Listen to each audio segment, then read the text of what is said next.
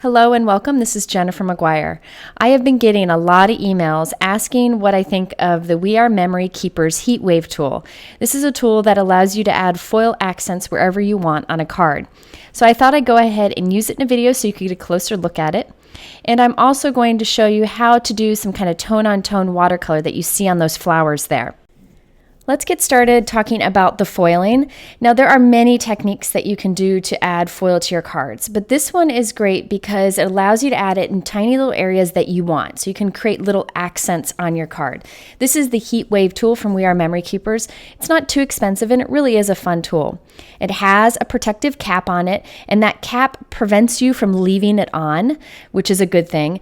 The tip does get very hot, so you want to be careful, and it does take batteries. You don't plug this in, which is kind of nice because you really don't have it on that long, so the batteries will last you a long time and you don't have to worry about a long cord. So that tip on the end there gets super hot. The light lets you know that it's on, and it also helps you kind of see where you're writing. Now, these are the foils there's a few foils that come with it, but you can also buy extra like the pack you see here. The foils that you need for the Heatwave tool are different than the foils that I've shown you in the past. This is like a special foil that is meant to go with the Heatwave tool. So you have to use this foil. I know that seems like a bummer, but there are quite a few pieces in the pack, and then the refill pack isn't that expensive. And there are several 4x6 sheets in here, and you can tell the foil feels very different than the other foils I've used. This tool is especially cool for anybody who is good at drawing or has good handwriting, because you can just add whatever you want onto your card using your handwriting. I don't have that talent, so I need to cheat. The best way to cheat I have found includes any kind of stencil. Now, the We Are Memory Keepers has some stencils that are perfect for doing this Heatwave tool, including this handwriting stencil, which I think is just awesome. However, at the end of this video, I will show you a few other ways to use this tool if you don't have those stencils, and just some other creative ways to use it, including with stamps. So stick around to the end of the video, or you can fast forward to that after this if you want to. So I just cut a piece of foil big enough for what I need, and I just use a little bit of tape to hold the edges down as flat as I can. Now, I think you can do this on pretty much any paper. I am using watercolor paper from Tim Holtz here. Now, I'm going to put my stencil, this is the We Are Memory Keeper stencil that's meant for the Heatwave. Putting this down, I love this hello shape. So I'm taping that down also with some tape, just so that it doesn't shift while I'm doing it. Now, you're going to take the Heatwave tool and use it kind of like you would hold a pencil, but be careful not to touch the tip because it gets super hot. And you're just going to trace along inside the stencil, trying not to touch the edge of the stencil, and it's really quite easy. It's pretty smooth, and as this heated surface touches that foil, it bonds it to the paper below. Now, I'm going with medium pressure. I find if you push too hard, it causes me to skip. And if I press too super light, then it doesn't bond very well. But really, just a regular pressure, kind of like I do when I'm writing with a pencil. And you don't have to go super slow. I go slow more because I don't want to mess up tracing inside of that shape. And it is very simple to do. My son actually did it too, and he's 9, and he had absolutely no problem with it. You just really don't want to touch that tip if you can be careful. So I'm just tracing along inside that stencil shape. So think about it. Any stencil that you may have, like maybe a cool background stencil or floral stencil, you could put that down over the foil and transfer that pattern onto your paper just by tracing around the edges. There are a lot of great inexpensive stencils on the market, and you may already have some in your stash from other techniques, and this is a great way to get more out of them. So I just need to remove this stencil here after I'm done tracing inside the word, peel off the foil, and check out that beautiful result that you get. It's really fine line, perfectly smooth. You could gold heat emboss a sentiment to get this look, but this is flat and smooth, which is really neat and really different, and it's really a bright gold. Remember to stick around to the end of this video where I show you some more things that you can do with this tool. Okay, so let's go ahead and do the florals that you see next to the sentiment. This stamp set is from the Ton Stamps. This is a newer stamp company to me. This set I think is really lovely. It has outline and solid images of the same, so you can pair them up or use them separately in completely different looks. In today's video, I'm going to be using the outline and do some really simple watercoloring with it. I'm starting out by creating some masks with these flowers. I have some Inkadink masking paper here. I'm just going to quickly stamp the 3 flowers onto the masking paper and cut them out, so I have my masks ready to go. Because I didn't want to distract from that beautiful hello sentiment in the center, I decided to do kind of a tone-on-tone watercolor. So I'm stamping the image with a pink ink and painting it in with a pink ink. I thought that would be less distracting than, say, using a black outline for these flowers. So I'm stamping my flowers with a few different inks. I'm using Hero Art's Shadow Inks, Simon Says Stamp Inks, and W+9 inks.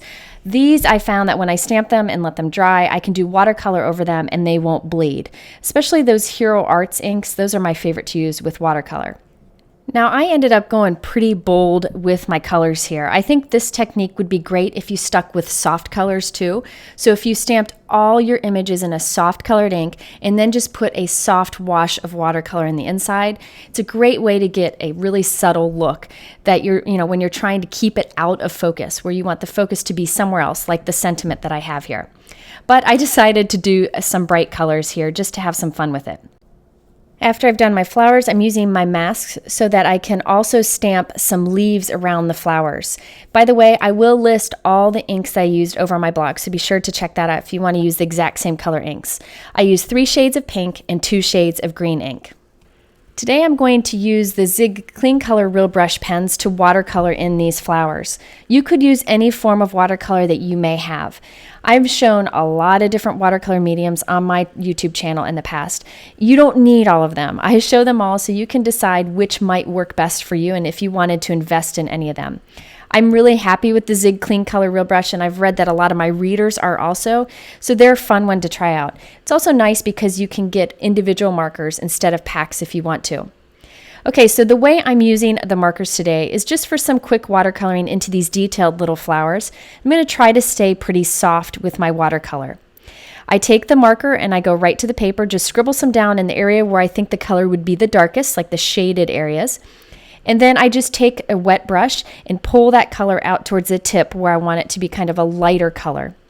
If it's too bold, just add some more water to your brush. Now another thing that I really like about the Zig Clean Color Real Brush is that it has an actual brush tip. So you can take that brush tip and add more color to an already wet paper without worrying about damaging the tip of the marker. Now you'll notice that in most of the cases, I put a little bit of the color on the paper and then pull it out with the wet brush. You can also scribble the marker to an acrylic block, you see that over on the right, and pick up some of the color with a wet brush that way. That offers a little bit more control if you just want a tiny bit of that color added, or you want a softer amount of that color added. So I am kind of just playing around and having some fun here. If I put too much down, I just dab it up with my finger. I'm not taking great care to make this perfect. This kind of image is one that's good for practice and getting to know your watercolor. There's a lot of tiny little detailed areas, so I'm having to do quite a bit of work here, but that's good. This gives me practice and allows me to get to know these watercolors better. And you'll notice by the third flower, I start going a lot faster. When I'm doing flowers, I like to work on different petals that aren't close to each other so that one petal doesn't bleed into the other if it's still wet. If you want to, you can work on petals that are close together. Just heat set it in between so that it dries. When I have a detailed image like this with lots of tiny areas, I find it best to use watercolor markers because I can put color into those tiny areas and blend them out. However, you might feel more comfortable using more traditional forms of watercolor, but I think markers are great for this. You could also use Tombow dual brush markers for this or your distress markers. So I'm just going to continue and add light colors here and there just to get a little bit of variation in the different petals here. For the softer pink flower, I couldn't find a Zig Clean Color Real Brush pen that was the exact color of the ink that I used. So what I did is I kind of used 2 different color markers together. I put one color down, I put the other on my acrylic block and picked up a little bit of it with the wet brush before I brought it to blend the other color out. So I'm really mixing 2 colors together, and it really helped to get the color just right to match that ink that I've stamped this in already. Now I could have not messed with it and just done one color and it would have been perfectly fine in the end, but this really helped me kind of pull it all together. I encourage you to just experiment and figure out how to best use whatever watercolor you have. Don't be discouraged. I'm telling you, watercolor takes a lot of practice. However, practice is half the fun of creating. Okay, so again, on this large flower, I'm kind of mixing two different colors together. But in every example, I put some dark color into the shaded areas and pull it out to the lighter areas. The marker or the ink in this marker really kind of flows easily when you add water to it. While I finish up this coloring here, I did want to mention that you could make this card design very simple if you stamp the outline of the flower in a dark pink ink, then stamp the solid image of the same flower on top of it in a lighter pink ink. That's the nice thing about the stamp set that I'm using here, and that would have saved a lot of time. But I took the opportunity of coloring all these tiny little petals with my watercolor as a great way to get some practice.